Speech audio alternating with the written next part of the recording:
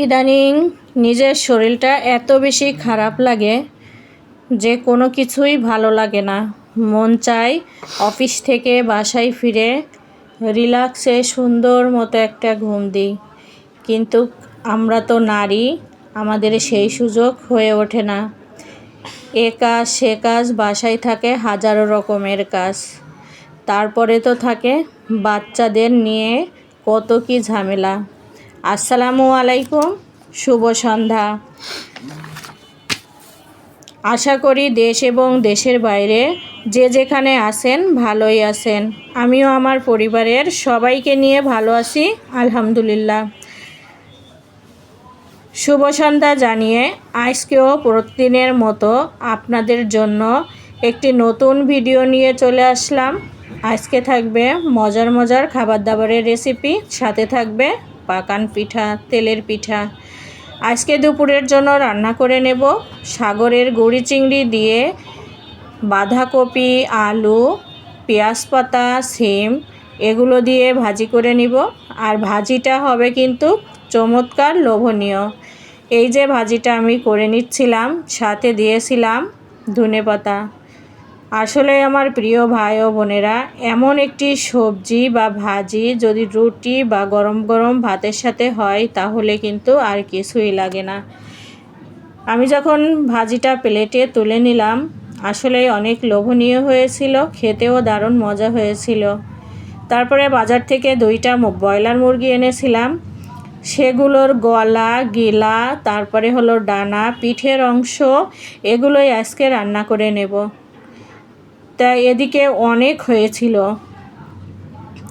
এগুলো ফ্রিজে থাকলে খেতে কিন্তু ভালো লাগে না, এজন্য সদ্য সদ্য আজকেই রান্না করে নেব। সাথে দিয়েছিলাম নতুন আলু।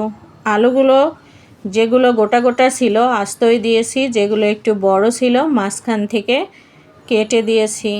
আর এখানে আমি কোনো পানি দিয়েই এগুলো রান্না করব না। এর গা থেকে যে পানি বের হবে তা দিয়ে কষিয়ে নেব ভালো করে এবং মাখা মাখা করে নামিয়ে নেব।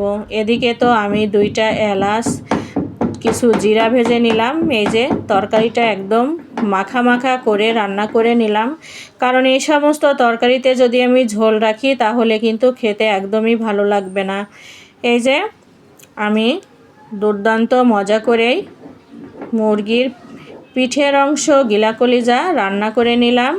তারপরে তো ভাতের মধ্যে দিয়েছিলাম আলু আর ডিম ভর্তা, সাথে মরিচও ভর্তা দিয়েছিলাম। আর পেঁয়াজ, কাঁচা পেঁয়াজ দিয়েই নতুন আলু ডিম ভর্তাটা মাখিয়ে নেব। আর সাথে থাকবে একদম ঝাঁঝালো খাঁটি সরিষার তেল। আর এই মরিচটা কিন্তু ভাতের মধ্যে দিলে ভাত যখন ফ্যান ঝরাবেন তখনই দিয়ে নামিয়ে ফেলবেন, কাঁচা কাঁচা একটা ফ্লেভার থাকে, খেতে দারুণ মজা লাগে। আর 2টা সবজি রান্না করে নিয়েছিলাম, একটা সবজি একটা তরকারি, সাথে ছিল ডিম আলু ভর্তা। এর থেকে তো আর লোভনীয় কি খাবার কিছুই লাগে না আমার প্রিয় ভাই ও বোনেরা। আমার দুপুরে এই 3টা রেসিপিই ছিল, সাথে ছিল সাদা ভাত। আমি গত 3 দিন হলো কোনো ভিডিও আপলোড করতে পারি না, কারণ নিজের শরীরটা একদমই ভালো না। সবাই আমার জন্য দোয়া করবেন যাতে আমি তাড়াতাড়ি সুস্থ হয়ে যাই। ভর্তাটা যত ভালো করে মাখাবেন খেতে কিন্তু ততটাই মজা লাগে। ভর্তা যদি ভালো করে মাখানো না হয়, আলু যদি গোটা গোটা থাকে, খেতে কিন্তু ভালো লাগে না। আর ভর্তা মাখানো হয়ে আসার আগে একটু সরিষার তেল দিয়ে দেবেন, তাহলে দেখবেন একদম খাঁটি সরিষার তেলের ফ্লেভারটা পাওয়া যায়। আর একটু ঝাল ভর্তা ছিল, সেটা আমি ভর্তার উপরে রেখে দিয়েছিলাম। আমার প্রিয় ভাই ও বোনেরা, আমার রান্নাবান্না, ঘরের কাজকর্ম করতে কি যে ভালো লাগে। আমি অনেক ক্লান্ত থাকি, তারপরেও কিন্তু ঘরে এসে অনেক কাজ করে ফেলি।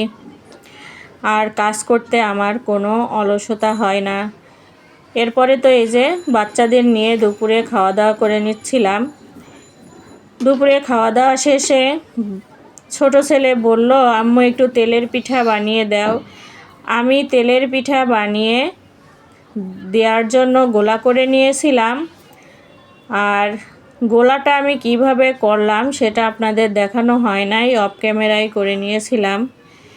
এদিকে তো আমি পিঠাগুলো ভেজে নিচ্ছিলাম। মাশাআল্লাহ আমার পিঠাগুলো দারুণ ফুলে ফুলে উঠতেছিল আর খেতেও অনেক টেস্টি হয়েছিল। পিঠা রান্না বান্না এগুলো কিন্তু একটা জাদুকরী শিল্পী। একজন আর্টিস্ট যেমন মনের মাধুরী মিশিয়ে আর্ট করে, তার শিল্প দিয়ে রান্নাবান্নাও আপনি আপনার মনের মাধুরী মিশিয়ে যেভাবেই করবেন ধৈর্য নিয়ে, ঠিক রান্নাবান্নাও ততটাই কিন্তু সুন্দর হয়, খেতেও ভালো লাগে। এই যে দেখতে দেখতে আমি পিঠাগুলো বানিয়ে নিলাম। আমার প্রিয় ভাই ও বোনেরা, আমার ভিডিওটি শুরু থেকে শেষ পর্যন্ত আপনাদের কার কাছে কেমন লাগলো অবশ্যই সুন্দর সুন্দর কমেন্ট করে জানাবেন। আর লাইক দিতে ভুলবেন না জানি।